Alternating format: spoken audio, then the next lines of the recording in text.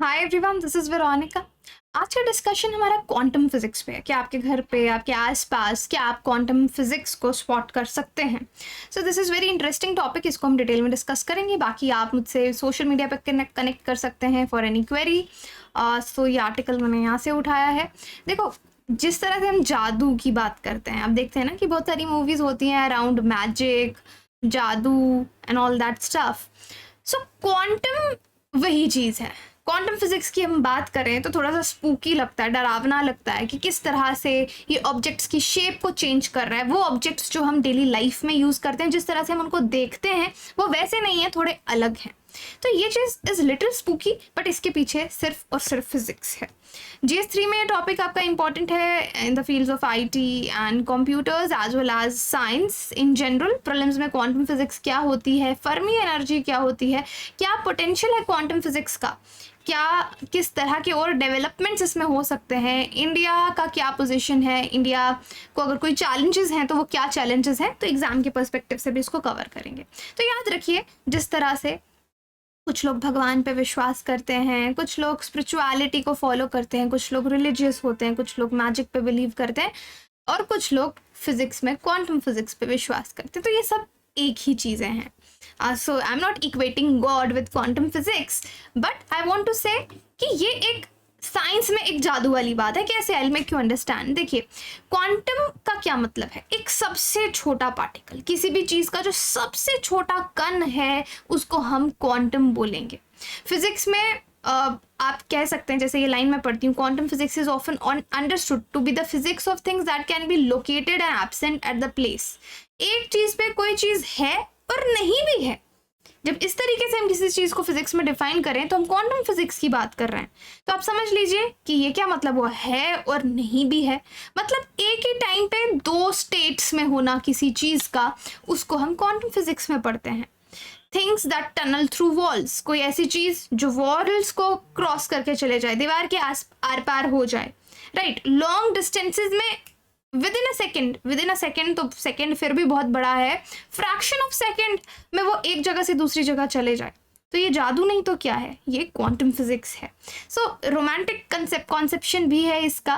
काफ़ी लोग ऑब्जेक्ट्स की फैसिनेटिक प्रॉपर्टीज़ जो हैं उनको क्वांटम फिजिक्स से हमारी डेली लाइफ में हम पढ़ते हैं। तो यहाँ पे आप डिटेल में PDF भी दूंगी, तो इसके बारे में डिटेल में आप यहाँ पे जान सकते हैं। फॉर एग्जाम्पल कि क्वांटम टेक्नोलॉजी क्या है, साइंटिफिक प्रिंसिपल्स इसके पीछे क्या है। तो normal quantum, smallest discrete unit किसी भी फिजिकल प्रॉपर्टी का, उसको आप क्वांटम बोलेंगे।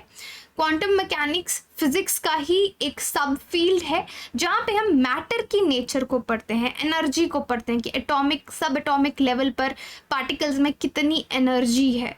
गोल क्या है क्वांटम टेक्नोलॉजीज का? कि हम प्रॉपर्टीज, ये जितने भी पार्टिकल्स हैं उनकी प्रॉपर्टीज को मैनिपुलेट कर सकते हैं, अपने यूज के हिसाब से उसको चेंज कर सकते हैं, नई टेक्नोलॉजीज बिल्ड कर सकते हैं।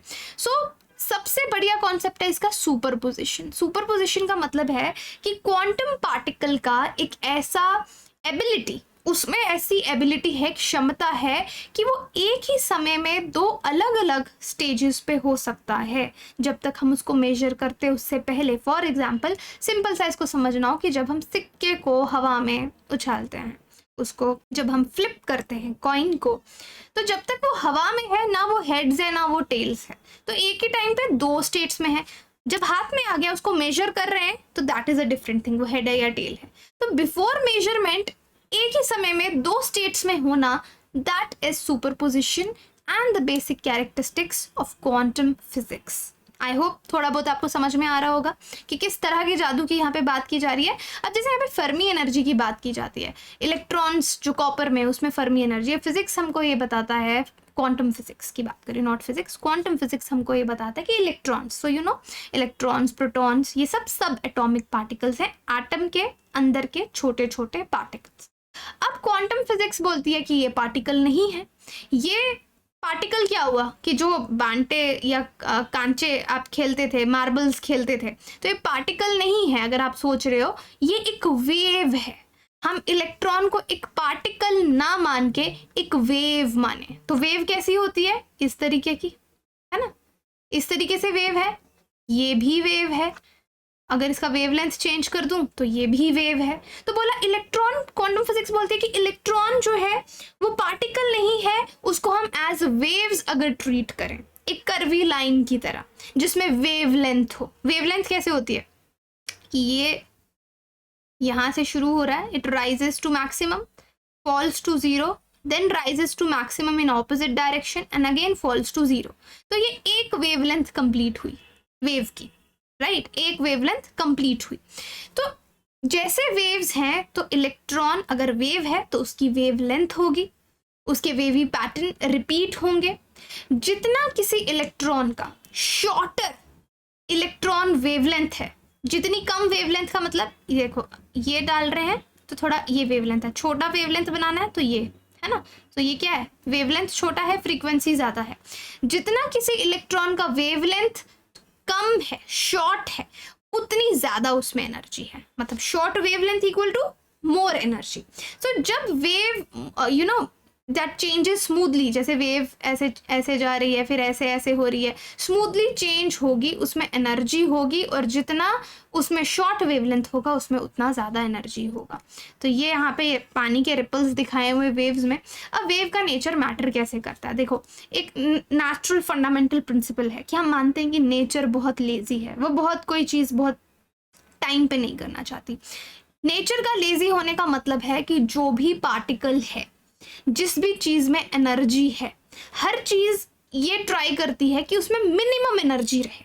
समझ रहे हो कि उसमें मिनिमम एनर्जी रहे, ज्यादा एनर्जी नहीं रहे। तो मैंने आपको कहा कि वेव जितनी छोटी है उसमें उतनी ज्यादा एनर्जी है, लेकिन नेचर में हर चीज ट्राई करती है उसकी मिनिमम एनर्जी रहे, कम से कम एनर्जी रहे। कम से कम एनर्जी रहेगी तो उसकी वेवलेंथ वो इंक्रीज करती जाएगी, ऐसे लेजी फॉर्म में पड़ी रहेगी, शॉर्ट वेवलेंथ नहीं रखेगी, लॉन्ग वेवलेंथ रखेगी। तो जितने भी इलेक्ट्रॉन्स, कोई भी मेटल आपके आगे पीछे है, आपके आसपास कितना सारा मेटल होगा, कहीं ना कहीं आपकी विंडोज हो गई, कुछ भी चेयर हो गई, उसमें बंच ऑफ इलेक्ट्रॉन्स जो मेटल में है वो फिर यही काम करना चाहेंगे, क्योंकि मैंने कहा everything tries to minimise the amount of energy it contains. जितनी भी एनर्जी है वो मिनिमम होनी चाहिए। तो जो भी इलेक्ट्रॉन्स हैं, बिकॉज हम उनकी वेवी नेचर लेके चल रहे हैं, तो वो भी मिनिमम एनर्जी रखना चाहेंगे और लार्जर वेव्स बनाएंगे, लार्ज वेवलेंथ की वेव्स उनकी होंगी। तो अब largest wavelength they can take is however fixed just about the size of metal piece. तो कोई भी लार्जेस्ट अगर वेवलेंथ है तो उसका साइज फिक्स्ड होगा। यहाँ पे एक पॉली एक्सक्लूजन प्रिंसिपल आता है। पॉली एक्सक्लूजन प्रिंसिपल क्या है? So like this is the correct कि कोई भी दो electron can not have the same set of quantum numbers. No two electrons can have the same set of quantum numbers. तो मतलब हर इलेक्ट्रॉन को एक दूसरे में अलग होना होगा। अलग होना होगा मतलब उसकी वेवलेंथ दो इलेक्ट्रॉन्स की सेम नहीं हो सकती। फॉर एग्जांपल ऐसे ऐसे चलेगा, ऐसे ऐसे भी चलेगा, लेकिन ये दोनों सेम हो गए, ये बिल्कुल भी नहीं चलेगा। ये देखो ओके इट्स गोइंग अप, पर 2s में अगर ये ऐसा है तो ये इनकरेक्ट हो जाएगा। तो this is Pauli's exclusion principle. That means not all electrons in a system can have same wavelength. तो एक सिस्टम में अगर बहुत ढेर सारे इलेक्ट्रॉन्स हैं तो अगर किसी का वेवलेंथ इतना है तो दूसरे का इतना होगा, सेम नहीं हो सकता। तो अब सेम नहीं हो सकता तो उस चीज़ की भी लिमिट है। तो किस लिमिट तक ये एक्सटेंड हो सकता है? तो अब इलेक्ट्रॉन्स का यही प्रॉब्लम है, क्योंकि प्रॉब्लम ये है कि उनको लो एनर्जी पे रहना है। उन्होंने अपनी वेवलेंथ इंक्रीज करनी है, क्योंकि जितनी ज़्यादा छोटा वेवलेंथ होगा उतनी ज़्यादा एनर्जी होगी। लेकिन हमने जाना कि नेचर में हर चीज़ ईजी रहना चाहती है, लेस एनर्जी रखना चाहती है। लेस एनर्जी रखेगी तो वो वेवलेंथ इंक्रीज करेगा। वेवलेंथ इंक्रीज करेगा तो ये भी पता है कि दो इलेक्ट्रॉन्स की सेम नहीं हो सकती। Pauli's exclusion principle. So now जब वो अपनी एनर्जी लो करना चाहते हैं तो सबका लॉन्गेस्ट पॉसिबल वेवलेंथ तो नहीं हो सकता ना, कि किसी का इतना ज़्यादा वेवलेंथ है, अब दूसरे वाले इलेक्ट्रॉन को वो चाहेगा कि मेरा इससे ज़्यादा हो, तो उसकी कोई लिमिट आएगी ना। तो जितने इलेक्ट्रॉन्स हम एक मेटल में या किसी मटेरियल में इंक्रीज करते जाएंगे तो हर नया इलेक्ट्रॉन जो हम ऐड करेंगे उसकी एनर्जी छोटी होती जाएगी, क्योंकि जो सबसे पहले इलेक्ट्रॉन आया उसने सबसे ज़्यादा अपना वेवलेंथ इंक्रीज कर लिया, जिसकी एक लिमिट है। उसके बाद जो इलेक्ट्रॉन लाएंगे उसकी उससे छोटी होगी। तो जितने नए इलेक्ट्रॉन्स ऐड होते जाएंगे किसी मटेरियल में, उनकी वेवलेंथ उतनी छोटी होती जाएगी। जब उनकी वेवलेंथ छोटी होती जाएगी तो उनमें एनर्जी इंक्रीज होती जाएगी। So every new electron we add to has to have a shorter wavelength and more energy, तो उसमें ज़्यादा एनर्जी होगी। तो जितने ज़्यादा इलेक्ट्रॉन्स होंगे उतनी ज़्यादा एनर्जी होगी हर एडिशनल इलेक्ट्रॉन में। तो हाईएस्ट पॉसिबल एनर्जी कितनी है, तो यही मैं बात कर रही हूँ कि आगे पीछे जो आपके मेटल्स क्वांटम फिजिक्स की बात कर रहे हैं ना, कि आपके आगे पीछे कितना आप स्पॉट कर सकते हैं। तो कोई भी मेटल है, किसी भी मटेरियल में इलेक्ट्रॉन्स हैं, तो हाईएस्ट सच पॉसिबल एनर्जी कितनी होगी। तो कॉपर की अगर बात करें, ये जो मेटल है copper atoms are about 10 to 10 million apart, that's 10 billionth of a meter, ठीक है, 10 और 1 एंगस्ट्रॉम। तो टोटल ह्यूमन पॉपुलेशन भी 8 बिलियन है। तो यहाँ पे आप नंबर देख सकते हैं। ईच कॉपर एटम में अगर एक इलेक्ट्रॉन होगा, एक कॉपर एटम में एक इलेक्ट्रॉन होगा, तो अगर हम एक क्यूब ले लेंगे कॉपर की जो कि 1 सेंटीमीटर है हर साइड पे, तो उसमें 1 मिलियन बिलियन बिलियन इलेक्ट्रॉन्स हो सकते हैं।